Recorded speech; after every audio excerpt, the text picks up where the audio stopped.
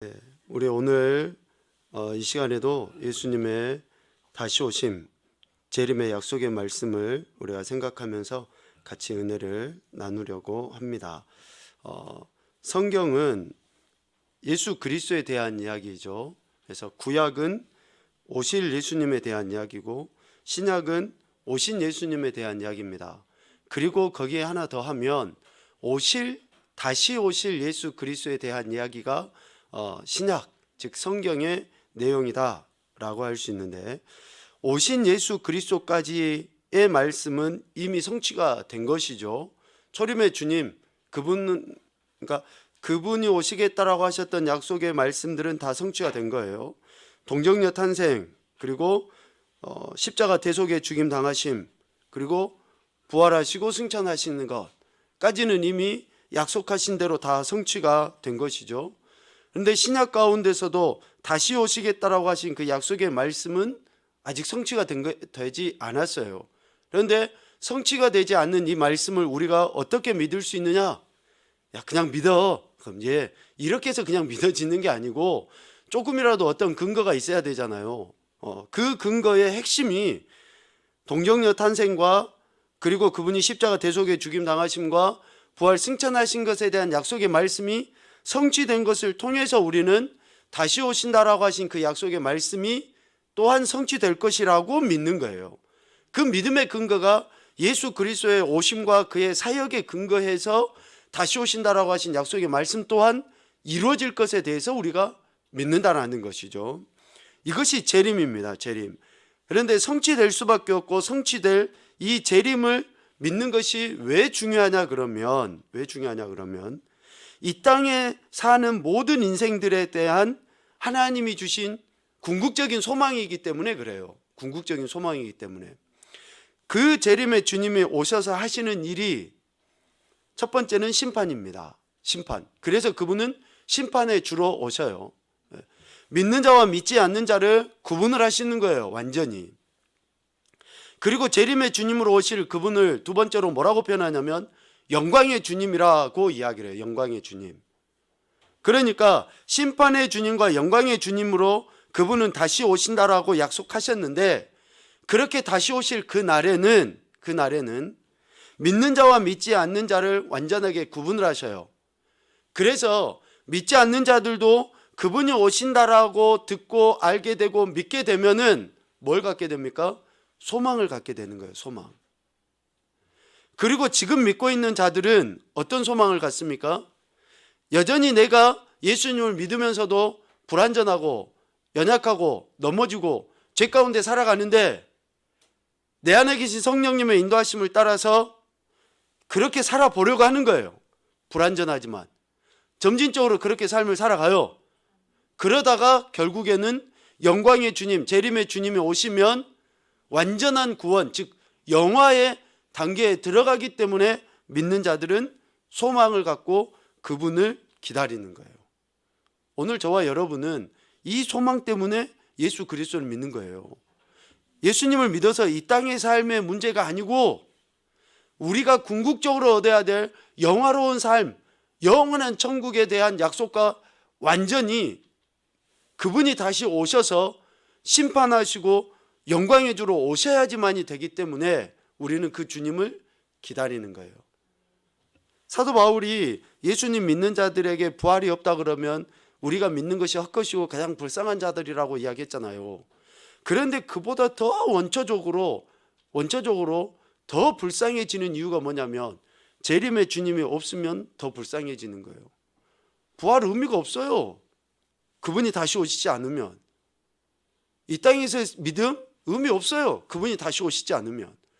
그래서 우리는 예수 그리스도가 다시 오신다라고 하신 그 약속의 말씀은 반드시 성취되게 되어 있고 성취될 수밖에 없다라는 그 말씀을 우리는 굳건하게 믿는 거죠. 이 믿음으로 우리는 오늘도 살고 그분이 다시 오실 때까지 믿음으로 살아가게 되고 살아야 된다라는 것이죠. 지난 시간까지 우리는 재림에 대해, 그러니까 예수 그리스도 다시 오심에 대해 이렇게 이야기를 했습니다.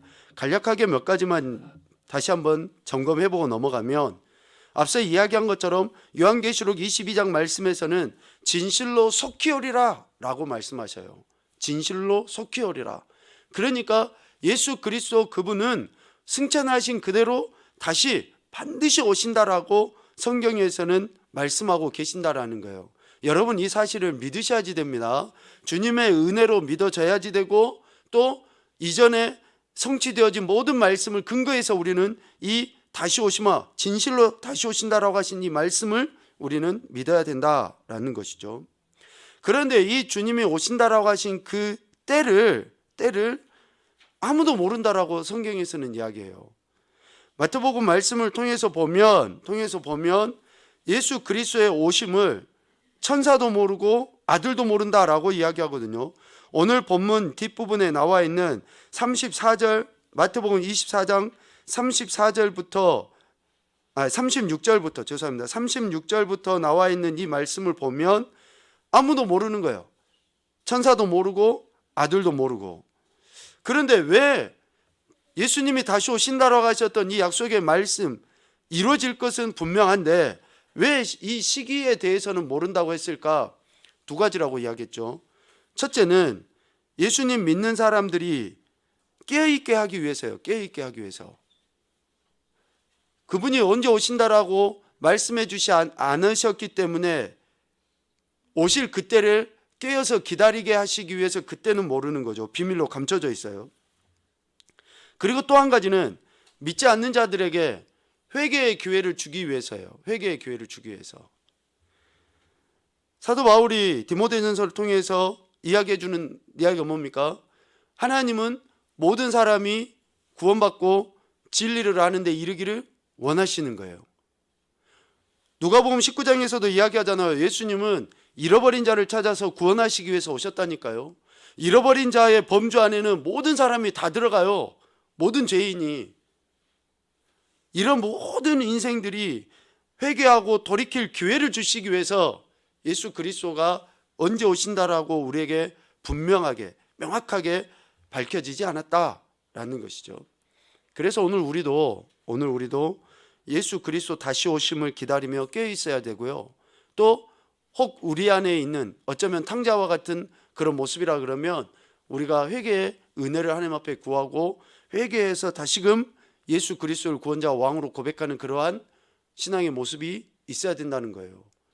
재림의 주님이 분명히 다시 오신다라고 하셨으니까, 예수님이 다시 오신다고 하셨으니까.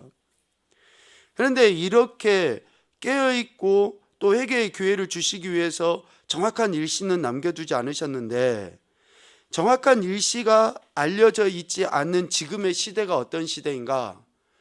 마태는 노아의 시대와 똑같다라고 이렇게 표현을 하거든요. 노아의 시대와 똑같다.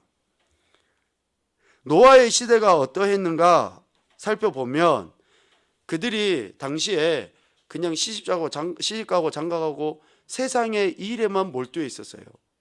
세상의 일에만 관심이 있는 거죠. 그리고 그들이 깨어있지 못한 거예요. 하나님이 비를 내리시는 그때까지도 그들은 하나님의 심판을 믿지 않는 거죠. 그러니까 노아의 때와 같이 예수님이 이런 말씀을 하셨을 그 당시에도 또 지금 이 시대에도 사람들이 세상의 것에만 관심이 있어요. 그리고 깨닫지 못하고 살아가요. 가장 심각한 문제는 뭔지 아십니까? 예수님을 믿는다고 하는 우리들이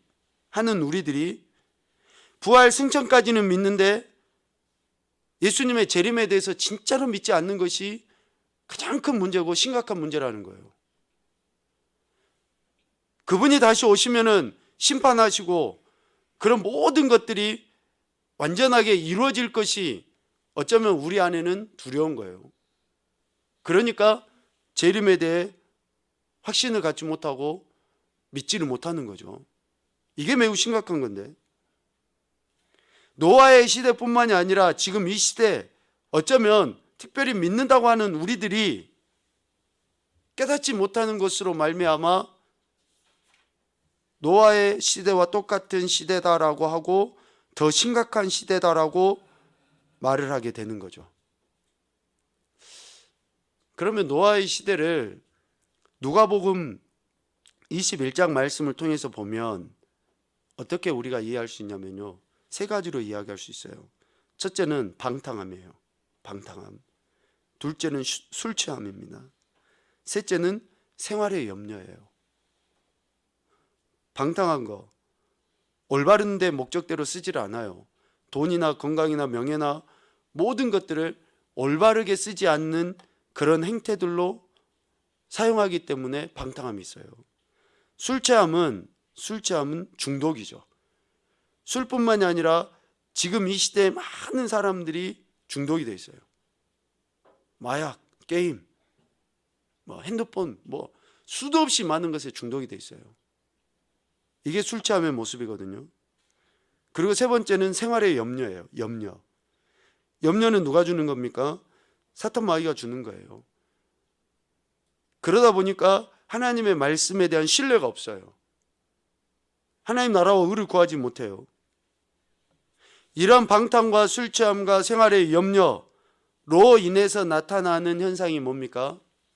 마음이 둔해져요. 마음이 둔해져. 그러니 이 마음이 둔해지는 것으로 인해서 재림의 주님을 기다리지 않게 돼요. 더 엄밀하게 이야기하면 주님이 다시 오지 않으시는 게 더 낫다라고 생각하는지도 몰라요. 매우 심각하죠. 왜? 여기가 좋으니까. 천국이 어떤 곳인지, 지금 여기가 사는 곳이 천국이니까. 그러니까 사람들은 주님이 다시 오시지 않는 게 더 낫다라고 생각을 할 정도의 그런 마음의 둔한 모습으로의 삶을 살아가는 거예요. 그래서 우리는 누가복음 21장 36절에서 이야기하는 것처럼 항상 깨어 기도해야 됩니다. 아멘입니까? 항상 깨어 기도해야 돼요. 마음이 둔해지지 않도록, 방탕함과 술 취함과 생활의 염려에 빠지지 않도록, 이 세상의 일에만 몰두하지 않도록, 더욱더 영적인 것에, 위의 것에 하나님 나라의 소망을 두며 살아가도록 주님이 다시 오신다라고 하신 그 약속의 말씀이 진정 내게 기쁘며 내게 소망이 되도록 항상 깨어서 기도해야 돼요. 그런 모습이 있지 않고서는 세상 사람들과 별반 다르지 않게, 노아의 때와 별반 다르지 않게 그냥 이 땅의 삶이 전부인 것처럼, 여기가 천국인 것처럼 착각하며 살아가는 그런 사탄의 꾀임에 빠져서 헤어나오지 못하는 그런 인생들이 된다라는 것이죠. 그래서 우리는 재림의 신앙을 다시 한번 점검을 해야 되는데요, 오늘 마태복음 24장 29절부터 31절까지 말씀에 보면 재림시, 주님이 다시 오실 때에 세상과 믿지 않는 자들에게 어떤 일들이 일어나는가라는 그런 그 내용의 말씀이 잘 기록이 되어져 있습니다. 먼저 자연적인 현상으로서 하늘에서 나타날 그런 그 현상, 일들이 무엇인가라고 보면 오늘 본문 29절에 볼 때에 해가 어두워지며 달이 빛을 내지 아니하며 별들이 하늘에서 떨어지게 된다라고 이야기하죠. 즉 하늘의 권능들이 흔들리게 된다라는 거예요. 주님이 다시 오시게 될 때에는 반드시 이러한 자연적인 이런 현상들도 동반해서 나타나는데, 이 모습은 하나님이 정하셨던 질서가 하나님의 심판에 의해서 파괴된다라고 하는 것을 이야기하는 거예요. 하늘의 그 권능, 질서, 이런 모든 것들이 흔들리게 되고 무너지게 된다라는 것을 이야기하는 것이죠. 그리고 또 하나 보면 땅의 모든 족속이 통곡하게 된다라고 이야기하죠. 다시 말하면 인자, 즉 재림의 주님이 이 땅에 오실 때 어떤 모습으로 나타나십니까? 능력과 영광으로 나타나요. 능력과 영광으로. 그러니까 하늘의 자연적인 권능은 흔들려서 없어져 버리고 진짜 권능이 나타난다라는 거예요. 진짜 권능이. 주의 능력과 영광, 그 권능이 하늘에서 나타나는 그런 현상으로 비춰지게 된다라는 것이죠. 자연적인 이런 현상뿐만이 아니라 이제 불신자들에게는 어떤 일들이 일어나는가? 불신자들. 지난 시간에 우리 믿는 자들이 주님이 다시 오실 때 믿는 자들이 어떻게 되는가라고 이렇게 말씀을 살펴보면 데살로니가전서 4장 말씀을 통해서 볼 때에 주님이 다시 오실 때에 성도들은 먼저 이렇게 믿다가 돌아가신 분들 계시잖아요. 그 믿음의 선배들이 일어나요. 그럴 때 우리 지금 살아있는 성도들도 함께 구름 속으로 끌려 올려져서 공중에서 어때요? 주님을 영접하게 돼요. 믿음의 사람들은 재림의 주님이 오실 그때에. 그래서 그 주님을 영접하고 영원히 그 주님과 함께 살게 되는 거예요. 예수님 믿는 성도들은 재림의 주님 때에. 그런데 재림의 주님이 오실 그때에 불신자들에게는 그럼 어떤 일들이 일어나는가? 마태복음 13장 49절 50절 말씀에 보면은 여러분 앞에 있으니까 한번 찾아볼까요? 마태복음 13장 49절 50절입니다.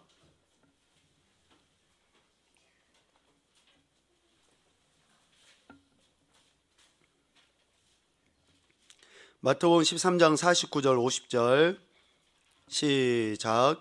세상 끝에도 이러하리라. 천사들이 와서 의인 중에서 악인을 갈라내어 풀무불에 던져 넣으리니 거기서 울며 이를 갈리라. 아멘. 악인을 갈라내어서 그들을 풀무불에 던져버린다라고 이야기하거든요. 주님의 재림에 이러한 일들 믿지 않는 자들에게는, 그래서 처음에 이야기했죠. 예수 그리스도의 재림은 두 가지라고 이야기했죠. 심판의 주, 영광의 주. 심판의 주로서 악인들을 갈라내어서 이제는 풀무불에 던져 넣어버리는 거예요. 거기서 울며 이를 갈리라 라고 하는 것은 지속적으로 거기서는 죽을 수가 없어요. 영원입니다. 영원. 천국에서 영원히 사는 것처럼 지옥에서도 영원히 살아요. 그러니까 영원히 사니까 좋게야 좋겠죠. 단지 어디서 사느냐가 그렇지만 뭐 죽지 않고 영원히 사는데 뭐 천국에서 영원히 사는 거하고 차원이 다르죠. 그렇게 불신자들에게는, 예수를 믿지 않는 자들에게는 이런 엄청난 형벌이 따르게 되는 거죠. 또 요한복음 5장 29절 말씀도 한번 봐봅시다. 우리 요한복음 5장 29절.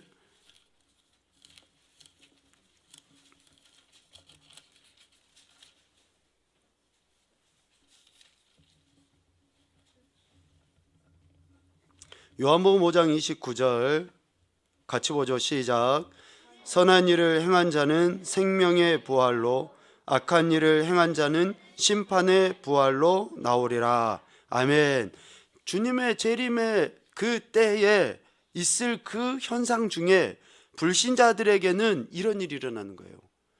안 믿는 사람들, 불신자들은, 악한 일을 행한 자는 심판의 부활로, 그러니까 그들이 주님의 오심으로 인해서 완전한 심판을 받아서 결코 더 이상 어떻게 돌이킬 수 없는. 그래서 여러분 우리가 흔히 하는 이야기가 있잖아요. 살았을 때 예수님 믿는 거예요. 살았을 때. 기회는 지금 우리가 목숨이 붙어 있을 때가 기회예요. 우리가 죽잖아요. 그러면 어떻게 해볼 도리가 없어요. 더 이상 어떻게 해볼 도리가. 그래서 불신자들에게는 이런 일이 있다라는 것이죠. 자, 그러면 오늘 우리가 재림을 믿고 또 재림을 소망한다라고 하는데 좀 우리 각자를 좀 점검을 해볼 필요가 있습니다. 내가 진짜 예수 그리스도의 재림을 소망하며 기다리고 있는지, 또 그 소망 때문에 혹시 안 믿는 사람이나 또 아니면 이 재림의 소망이 좀 덜한 사람들과 내가 좀 어떻게 좀 다른 모습이 있는지 우리 각자가 좀 점검을 해보자라는 것이죠. 내가 재림의 주님을 믿고 재림의 주님에 대한 소망을 갖고 있다 그러면 내가 좀 뭔가 달라야 된다라는 거죠. 달라야 된다는 거죠. 지금까지 이렇게 이야기해왔던 것처럼 내가 의인의 삶을 살고 있는지, 아니면 선한 일을 행하는 삶을 살아가고 있는지, 하나님 보시기에 하나님이 원하시는 그런 일을 행하고 있는지, 아니 그분이 심판해 주러 오시고 영광해 주러 오셔서 믿지 않는 자들을 갈라내셔가지고 풀무불에 빠뜨려서 거기서 이를 갈도록 영원토록 거기서 살게 하신다 그러는데, 내가 그렇게 되지 않기 위해서는 또 선한 일을 행한 자는 생명의 부활로 나가지만 악한 일을 행한 자는 심판의 부활로 나간다 그러는데, 내가 재림의 주님을 믿고 기다리는 이 소망 속에서 내가 어떻게 살아가고 있는가? 다른 누구의 눈이 아니고 내 스스로 내 자신을 바라보는 그러한 모습들을 우리가 갖고 점검을 해야 된다는 것이죠. 점검을. 또 하나는 우리 자녀들을 내가 어떻게 양육하고 있는가? 우리가 계속 잠언 말씀을 이렇게 묵상을 하다 보면 부모로서 자녀에게 어떻게 신앙 교육을 시켜야 되는지에 대해서 우리가 계속 묵상을 하잖아요. 우리 자녀들이 재림의 소망을 갖고 있는지, 재림의 주를 믿음으로 고백하고 있는지, 그들이 재림의 주님에 대한 소망이 없으면 어때요? 이 땅에서는 뭔가 누린 것 같고 내가 뭔가 물려줘서 저들이 잘하는 것 같지만 저들에게는 진짜 소망이 없잖아요. 진짜 소망이. 내가 뭔가를 저들에게 진짜 제대로 양육을 하고 있는지, 그런 것을 우리가, 내가 재림에 대한 소망과 확신이 있다 그러면 제대로 이런 것을 가르치고 삶으로 나타내 보여야 된다는 것이죠. 그래서 여러분, 재림의 소망은요, 피상적인 게 아니에요. 피상적인 게 추상적이지 않습니다. 우리의 신앙 자체가 추상적이지 않지만 재림에 대한 소망이 있는 자들은요, 더욱더 삶이 분명해야 돼요. 분명해야 돼요. 하나님의 말씀이 어떠한지 분명하게 깨닫고 그 말씀을 우리 삶 가운데서 나타내기 위해서 우리는 그렇게 살아가게 되겠고 살아야 된다라는 것이죠. 여러분, 우리 초대교회 신앙의 선배들 한번 보십시오. 밖에도 있고 그 수없이 많은 고통과 고난 속에서 어떠했습니까? 그들은 재림의 소망이 분명했기 때문에 계시록 22장 20절에서 이야기하는 것처럼 뭐라고 외쳐요? 마라나타 외치는 거예요. 마라나타. 주님 어서 오십시오. 약속하신 대로 빨리 오십시오. 그 말의 이면에는 뭐가 있을까요? 천국에 대한 소망과 확신이 있는 거 아니에요? 지금 내가 재림의 주님을 맞이할 준비를 하고 있다는 거 아닙니까? 내 삶이 분명한 태도를 보이고 있다는 것 아니에요? 그러니까 우리가 재림에 대한 소망이 있다 그러면 그렇게 진짜 주님을 다시 오시마 약속하신 그 주님을 외치면서 맞이해야죠. 그러니까 우리 안에 재림의 소망과 또 재림에 대한 얼마나 그 사모함이 있는지를 우리가 다시금 이런 말씀을 통해서 점검을 해야 됩니다. 지금 우리가 제자에 대한 삶에 대해서 계속 나누고 있는데요, 여러분, 제자는 이런 사람이에요. 이런 사람. 예수 그리스도가 어떤 분이시고 성경에서 어떻게 약속하시고 계시는지에 대해서 분명히 믿고 따르는 사람이 제자죠. 제자. 그래서 오늘 그리스도의 재림, 예수 그리스도의 재림에 대해서 오늘 이 시간으로 이제 같이 이야기를 좀 정리하려고 하는데요, 여러분, 우리가 지금 이 세상의 삶을 살아가면서 가장 중요하게 먼저 생각해야 되는 것이 어쩌면 결론이에요. 어쩌면 주님이 다시 오셔서 심판하실 그날, 그때 그 시를 생각하면서 우리는 지금 오늘을 살아가야 됩니다. 그때를 생각하고 내가 오늘을 어떻게 살아가느냐가 그때를 좌우하게 되어 있거든요. 그래서 재림의 이 소망, 이 신앙을 다시 한번 우리가 우리 자신들에게 좀 점검해 가면서 주님 오신다라고 하신 그 약속의 말씀을 꼭 믿고 기다렸으면 좋겠다라는 생각을 합니다.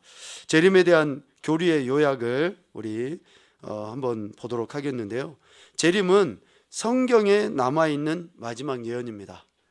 다른 모든 말씀은 다 성취가 되었어요. 그런데 이 말씀은 아직 성취가 안 돼 있어요. 언제 될까요? 언제 돼요? 여기에서 몇 날 며칠이라고 이야기한 사람은 제가 신고할 겁니다. 몇 날 며칠이라고 알 수가 없어요. 예. 마지막 예언인데 언제인지는 모릅니다. 그래서 재림은 예수님의 초림처럼 처음에 오셨던 것처럼 반드시 성취될 것이고요. 또 세 번째, 재림과 동시에 성도에게는 영생, 악인에게는 뭐예요? 영원한 사망. 그러니까 예수님 믿는 사람도 영원히 죽지 않고 예수님 안 믿는 사람도 영원히 죽지 않아요. 얼씨구 좋네 그러면 절대 안 됩니다. 영원히 죽지 않아요. 재림은 이 지구 역사의 종말을 의미합니다. 그래서 앞서 이야기했던 자연적인 현상이 동반된다라고 이렇게 이야기했죠. 그리고 재림 신앙을 부인하면 예수 그리스도와 성경 말씀 자체를 부인하는 것이 됩니다.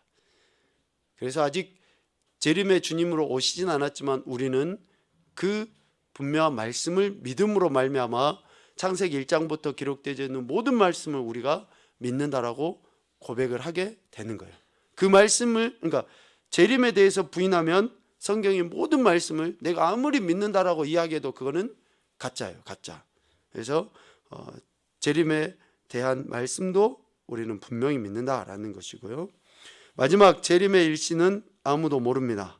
다만 재림의 징조는 알 수 있습니다. 지금도 그래서 이런 현상들을 통해서 우리는 주님이 오실 날이 가까워졌다라고 이야기를 하는 거예요.